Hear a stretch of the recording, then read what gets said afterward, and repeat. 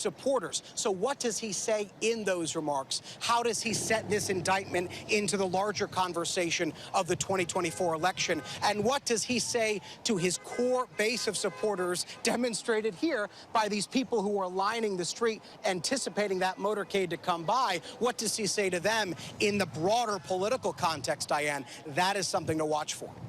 So there he is, Donald Trump, the first former president ever to have to come anywhere to face a day in court. I think what was notable right there, and we're going to probably see him several more times before he gives his speech tomorrow night, but we were actually talking before whether we would see the fist bump, whether we would see the thumbs up, and we didn't see any of that.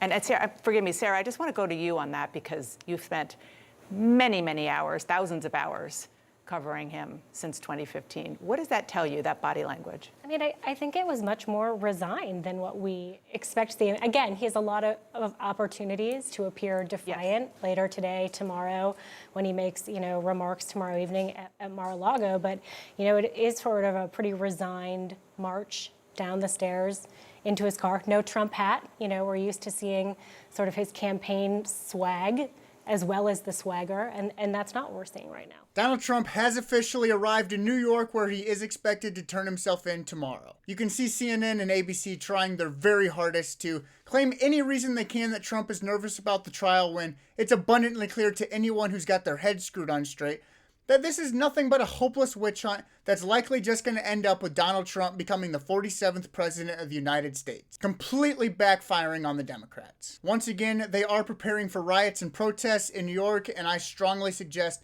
to all Republicans to stay home and just let the situation play out a little bit more before we make any rash decisions. Because you know that the liberal media is going to jump on every little thing they can to say that Republicans are dangerous and violent. And in my opinion, there really just is no need to protest at this point, because it's not even like he's going to be held in custody. He has an event back at Mar-a-Lago tomorrow night. So right after this is all done, he is immediately leaving New York and flying back to Mar-a-Lago. So I saw a lot of people acting like Donald Trump's going to be held in jail over all this, and that's not exactly what's going on. Nobody needs to break Donald Trump out of jail, as I've seen some people on Twitter suggesting.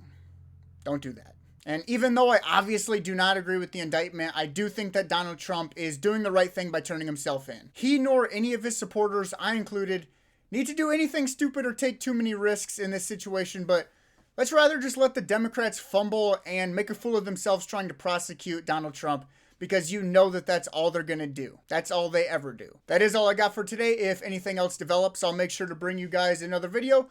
If you liked the video, please hit that like and subscribe button. If you didn't, please let me know what I can do better in the comments. Peace.